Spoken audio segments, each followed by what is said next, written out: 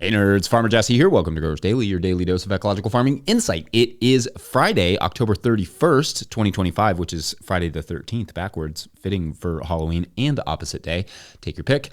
Today, we are talking about how the cost of the future is farmland, talking about storing water in dry, cold climates, and it is Feedback Friday, so let's do it.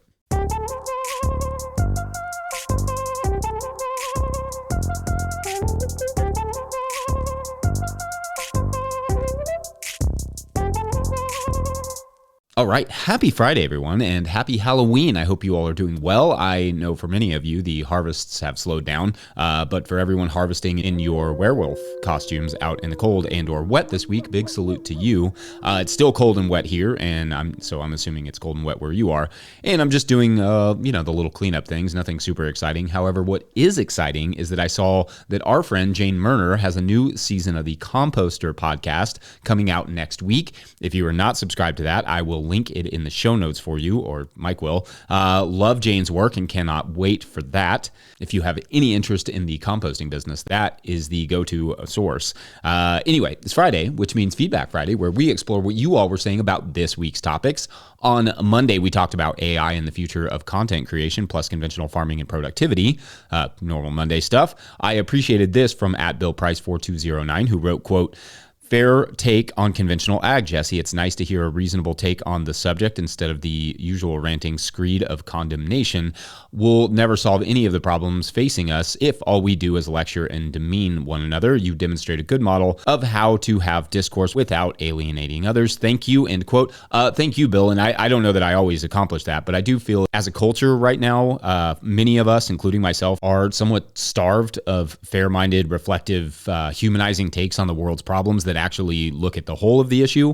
Again, not pretending I'm perfect at that even a little bit, but I think we all need to try and respect that there are other normal, intelligent, humans on both sides of everything. And the physics of a divided society is such that until we see those people, they won't be able to see us, whoever us may be. Also, lots of good comments on the AI stuff that day. I think this one from @NathanChristopher8585 sums it up pretty well. Quote, "Former AI engineer turned farmer here.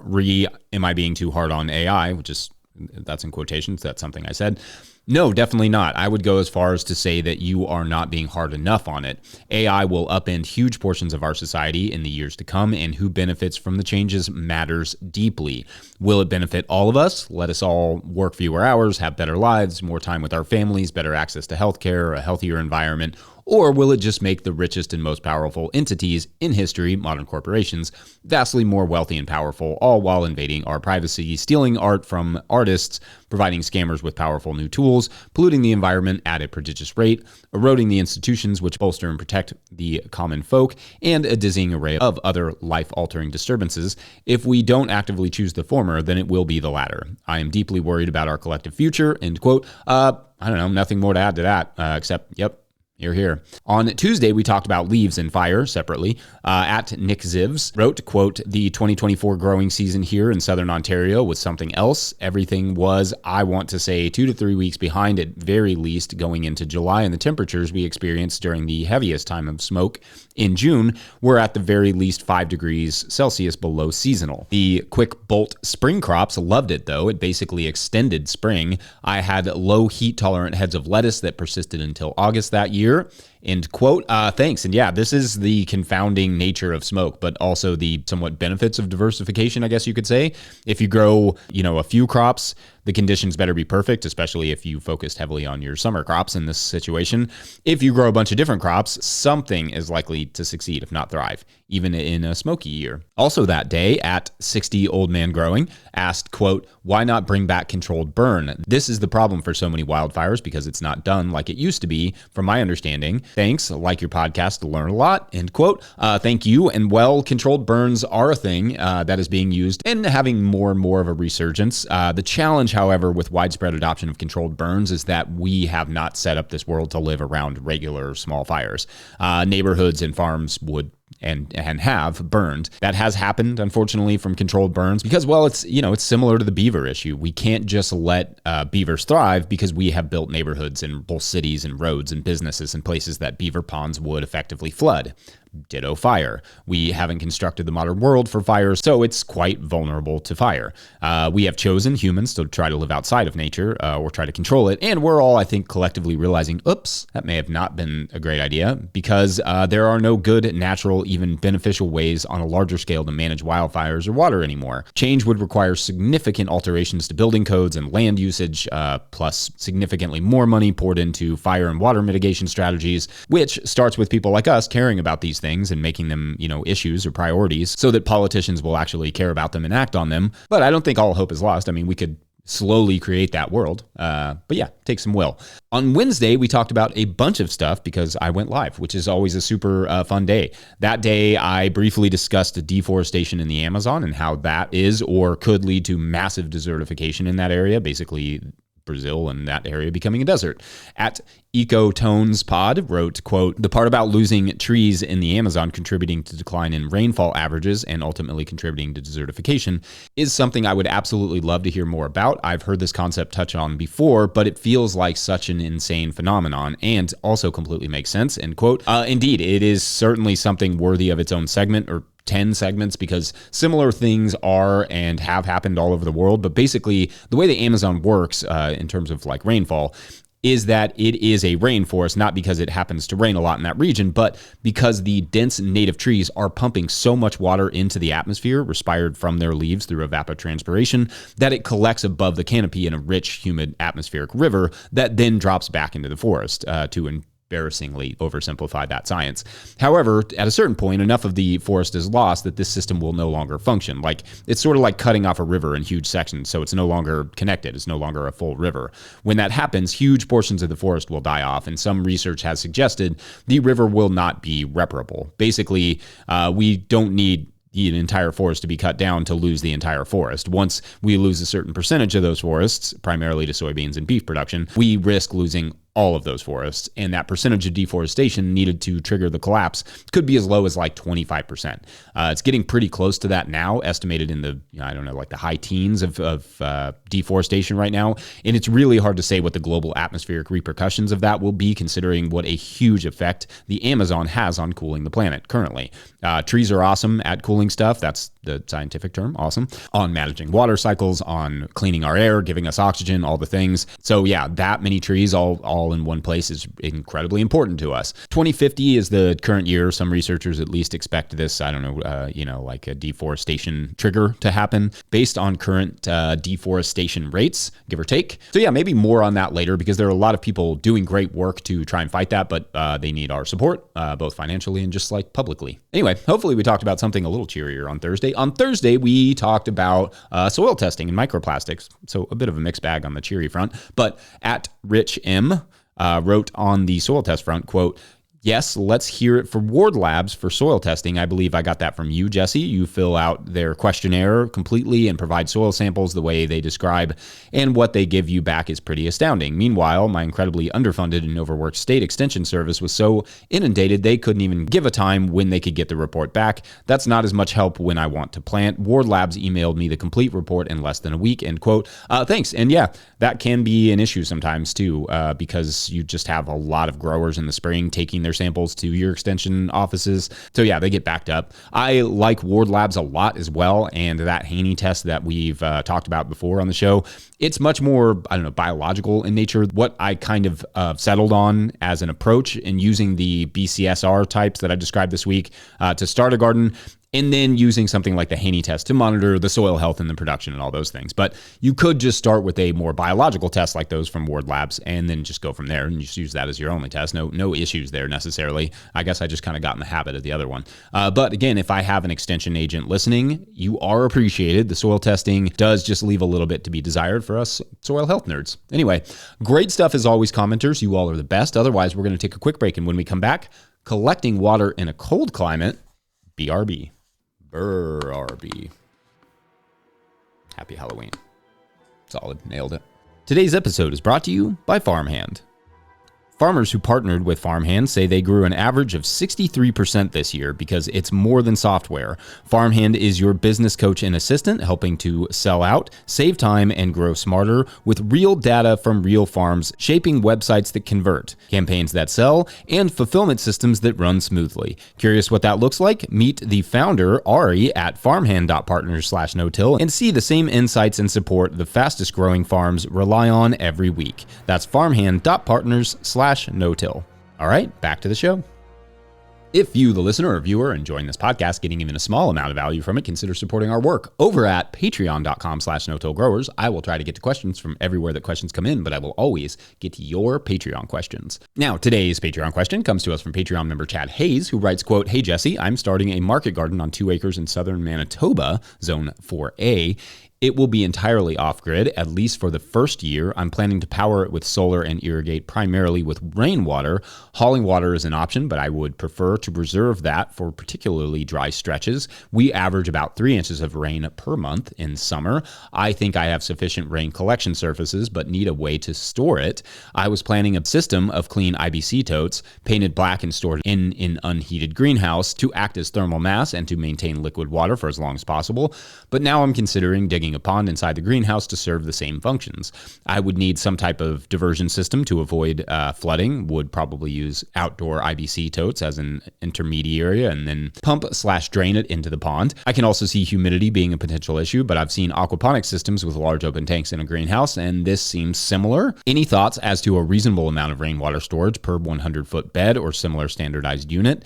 And or storing it in a greenhouse pond versus containers. Thanks so much for the work you do and the way you do it," end quote. Awesome. Thank you. Okay, so this is an interesting question, especially because part of the issue you have with water is that you're in a dry climate. But the other part is that you're in a cold climate as well. So freezing water tanks could be an issue at times, and that obviously has to be worked out. Now, the first thing I would probably say is that, as you alluded to, open tanks of water in high tunnel is tricky for the humidity reason, but also just for the amount of space it would take up that you would no longer be able to use for production. Plus, as you also suggest, you would need to engineer some way to manage the excess, which could require a decent amount of work and money. Aquaponics operations, the productive ones anyway, tend to be highly engineered with heating and ventilation and all the things. For me, I think the large painted totes is probably the best place to start. You will obviously have to be very careful about the systems that you use within those totes in terms of drainage because, you live in an area where even a large tote is capable of freezing. So those spouts where the water comes out need to be themselves pretty protected. If you do put barrels in the tunnel itself, use the northern side of the tunnel, obviously, so as not to block sunlight. The only concern I have with having them inside of the tunnel, beyond, again, the space they will take from your production, unless you're using it more like a greenhouse, and doing starts or whatever, in which case you could use the top of the barrels for setting your trays. Anyway, the only concern I have is how cold they may keep the tunnel in the spring. I've talked about this before, provided they still have water in them in the spring. In my experience, the experience of several other growers I've spoken with, the thermal mass actually makes it a little bit difficult to warm the tunnel in the spring. That doesn't mean certain growers in certain areas won't benefit, and even for us, most years it worked out, fine. But after cold or cloudy winters, it was quite cold in our tunnel headed into March, which slowed down our production. The same would probably be said of the pond idea. It's a big thermal mass, for better or worse. Maybe you drain them, the pond or the tanks or whatever, in the spring as you're watering, and then refill them as the rains come for use in the summer, which could reduce the cold thermal mass issue if they're empty. That could totally work out.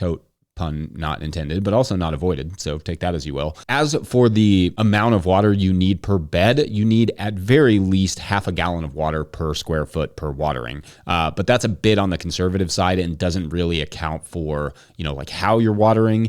If you're watering with drip line using pulse watering techniques, for instance, you could really stretch that amount.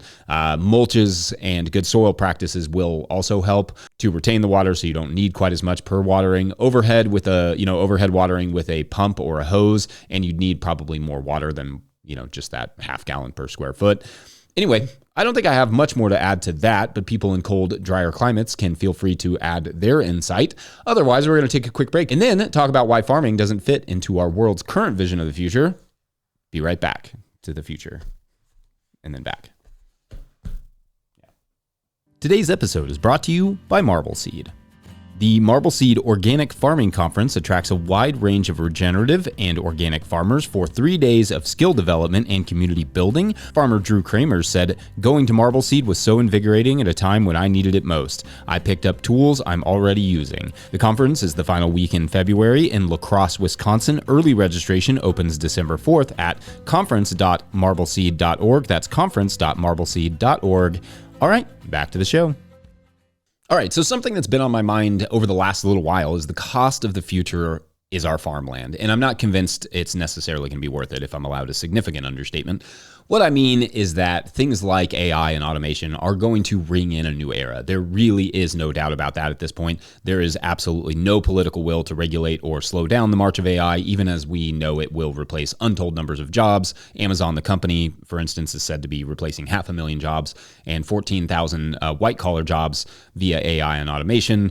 Nestle is cutting 16,000 jobs, thanks at least in part to automation and AI, and so on. What this technological boom period will also do is just straight up eat up our land and resources. Internationally, we are already witnessing this. Quoting the New York Times, quote, "In Ireland, data centers consume more than 20% of the country's electricity. In Chile, precious aquifers are in danger of depletion. In South Africa, where blackouts have long been routine, data centers are further taxing the national grid. Similar concerns have surfaced in Brazil, Britain, India, Malaysia, the Netherlands, Singapore, and Spain," end quote. And with those challenges is a mounting opposition to data centers in those countries. At some point, although data centers are already being built here in the US, the need to build more domestically will grow, and with that growth will come all those same problems. And to be clear about that, I'm not suggesting that our power and information needs are better when they affect other countries. That's a very sad way of living in the world. You know, if we wouldn't want a data center in our own backyard, we should not use these technologies, period. Data centers need land. Farms, forests, and the like lose out because of that. We're seeing this play out in rural communities all over the country right now, Michigan, Virginia, Texas, and so on. Cheap rural land is being bought up for data center construction. No doubt a giant energy-sucking building, often requiring dozens, even up to hundreds of acres of land each, helping people with their shopping lists, and so that they can put themselves in funny situations on Sora was top among all of our visions of pastoral life when we decided to start farms and move to the country. Now, on the automation front, which needs fewer centralized data centers, obviously, comes the manufacturing side of the coin. With more emphasis on bringing manufacturing back to the US comes the part that goes unsaid, that manufacturing plants are huge energy-intensive waste-creating entities that need loads of farmland and are increasingly becoming automated, so they don't even really come with the promise of that many jobs. Can they be built in existing buildings and developed areas? Well, sure, they could be, and that would probably be great, but they won't be. It's often more expensive to retrofit existing infrastructure and to buy the land beneath it. Plus, building exactly what the company wants means you can engineer it to be incredibly efficient. For robots, or whatever the term you prefer for automated machines. I don't have an answer beyond the fact that we need a massive political backlash against automation and AI and manufacturing, as well as a rejection of excessive consumerism. Obviously, I think that would help. But I do think it's important that we all take a step back from time to time and ask ourselves not only if this is the future we want, but if so, is it worth the cost? Because the cost of this particular future is farms, farmland, forests, water, beauty, health, all those things. So anyway, I don't think it's all doom and gloom. I think there is a good percentage of people who are less than interested in AI and the effects it will have on society, let alone the environment. But it just needs more vocalization and public rejection. AI and automation have a place, sure, a potential. They could help solve significant issues within health, within diseases, within all sorts of sciences, but we don't need AI just generating arts, movies, shopping lists, booking our reservations for us, answering any and every question we have without any work on our end. It's not worth our environment. It's not worth the cost to our creativity and our culture. It's definitely not worth our farmland. Anyway, feel free to disagree or agree, or just agree all you want. It's Halloween. What other day could we agree more?